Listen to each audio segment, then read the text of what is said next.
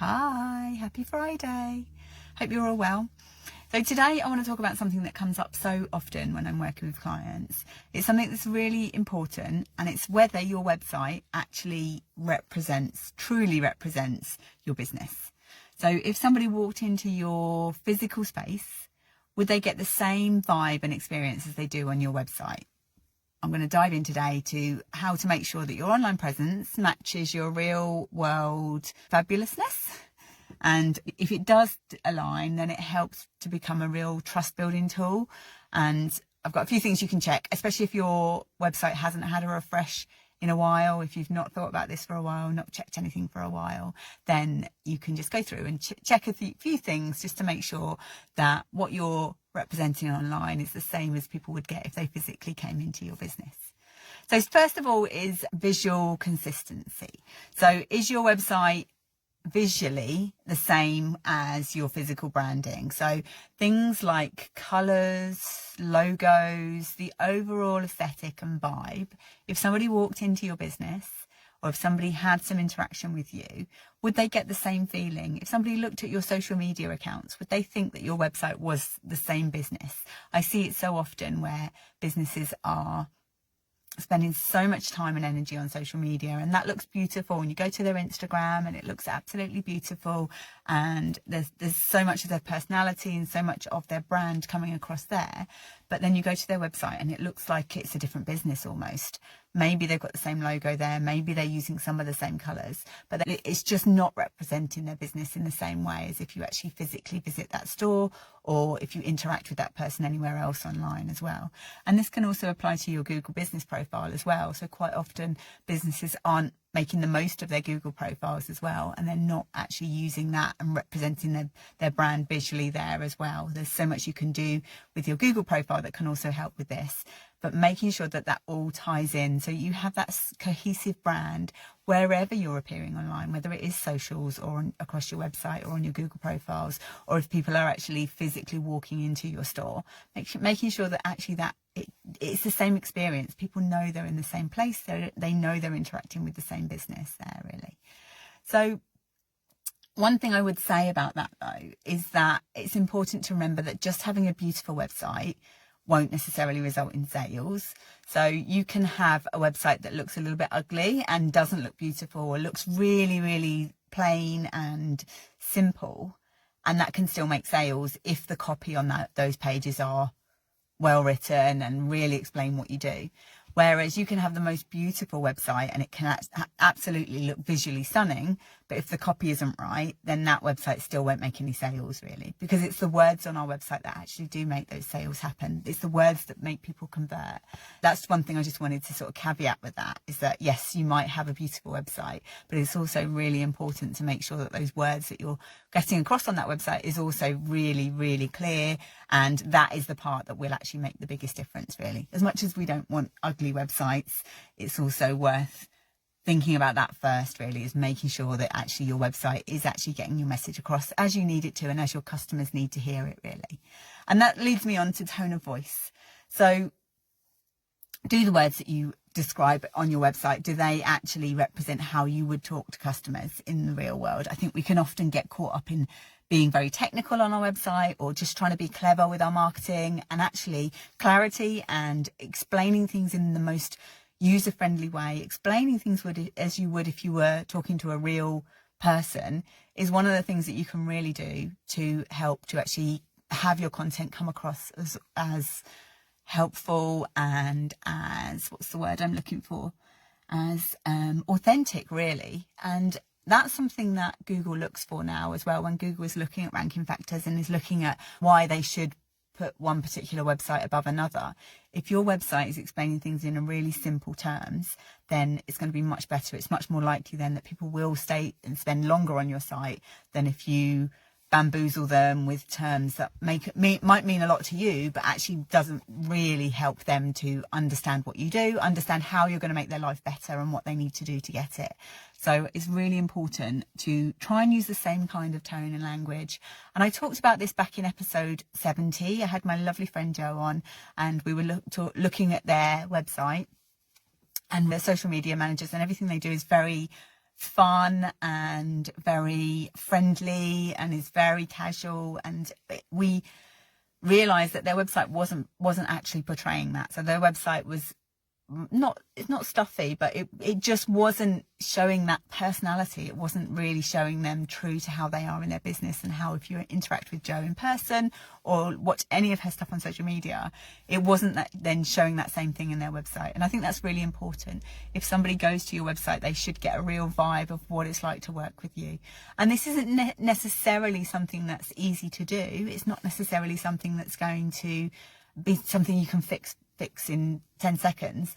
It's all part of making sure that your messaging and the words that you're using throughout your online business, or your business in person as well, it's all about making sure that actually is connecting with what people are wanting to hear and needing to hear to take them along that buyer's journey with you, really.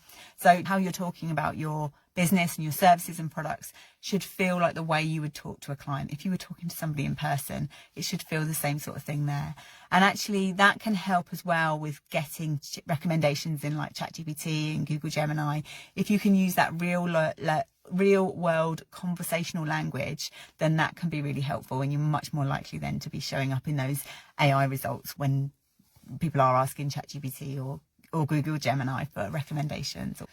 So then the next one is user experience. So is navigating your website as smooth and welcoming as somebody who walks into your business? So it's really important to have simple, easy navigation. If your navigation menus are complicated, if you've got every single thing that you sell is directly available in the navigation menus without any category pages, without anything that helps people to not be confused to actually come in and use your website, then that is a real disconnect, especially if you've thought lots about your user experience when they actually physically come into your business. So if somebody stepped into your physical space, whether that is a salon or a shop or even a Zoom room for a discovery call, you've probably worked very hard to make sure that it feels calm, it feels easy to navigate, it helps people to understand what they need to do next, that people don't walk into that space and feel confused. Because if they did, you would notice that. You would be noticing customers coming in, looking a little bit lost, looking a little bit like, oh, should I be here? And you would do something about it. And it's the same on your website. So just taking that step back and thinking, if somebody comes into my website, do they understand what they need to do? Do they understand how easy it is to work with me? Do they understand how to find the solutions to their problems?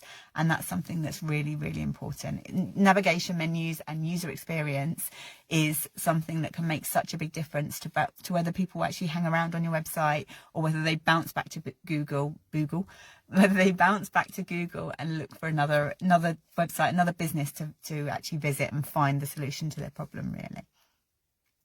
Does your website, is it clear straight away who the offer is for, what it does, what you're actually selling? Can somebody find what they need in 2 clicks or less?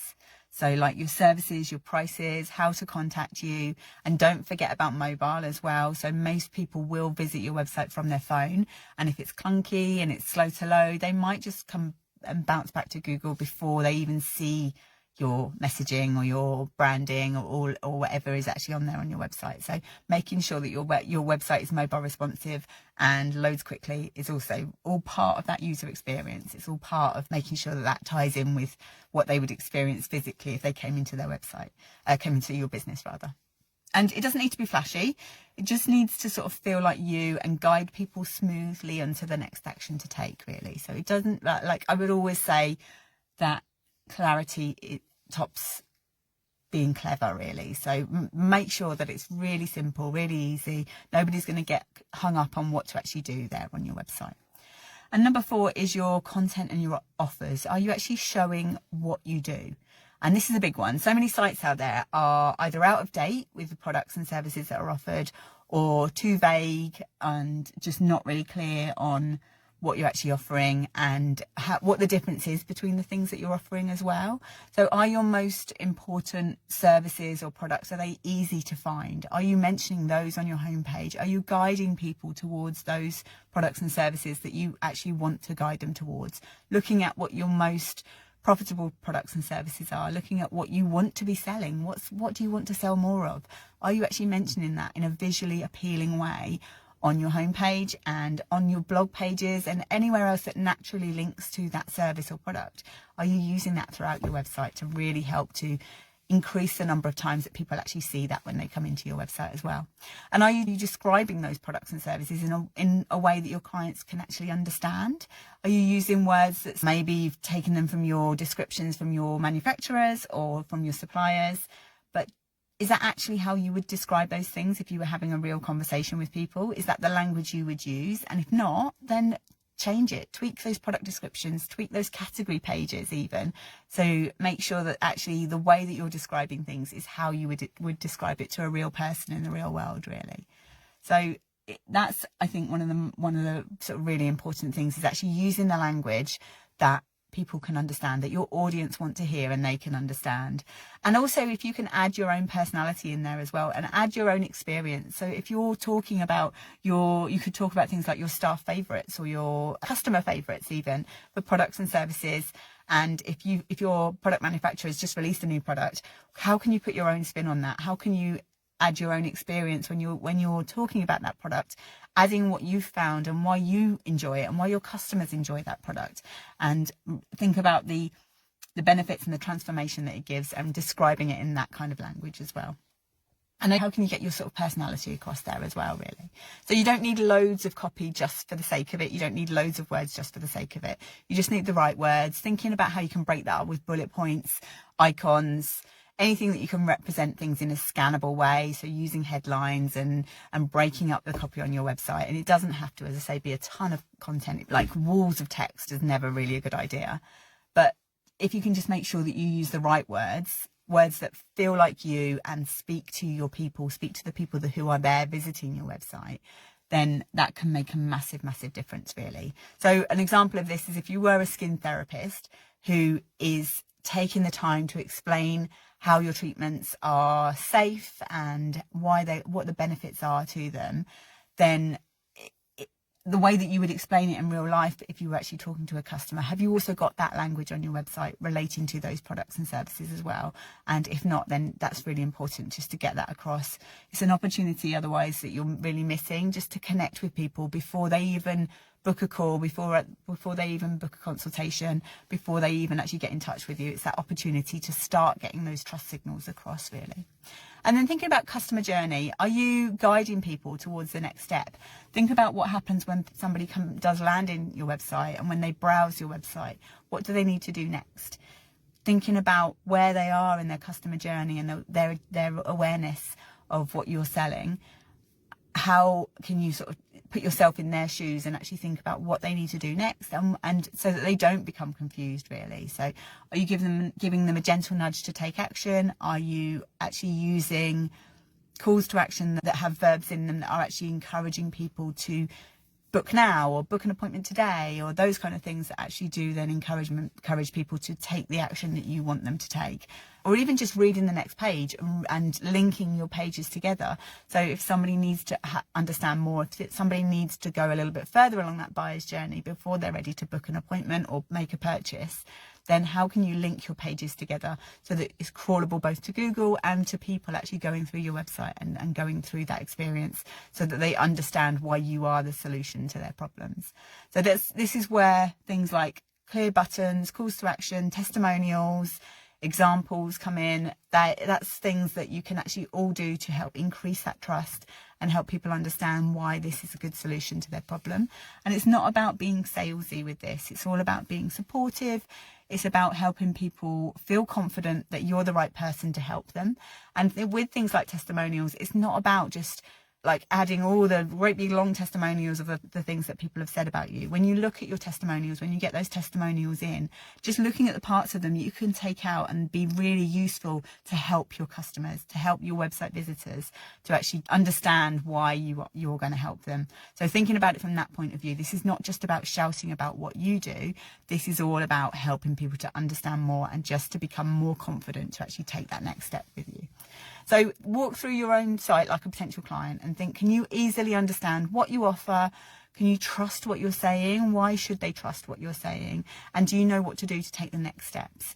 And if you're not sure about this, then get somebody to help you with it. Get either a professional like myself to have a look for you, or ask somebody else, somebody who's just that little bit removed from your business, to look at your website and just give you some honest feedback about the user experience and about whether it's clear and simple to use and to navigate, really.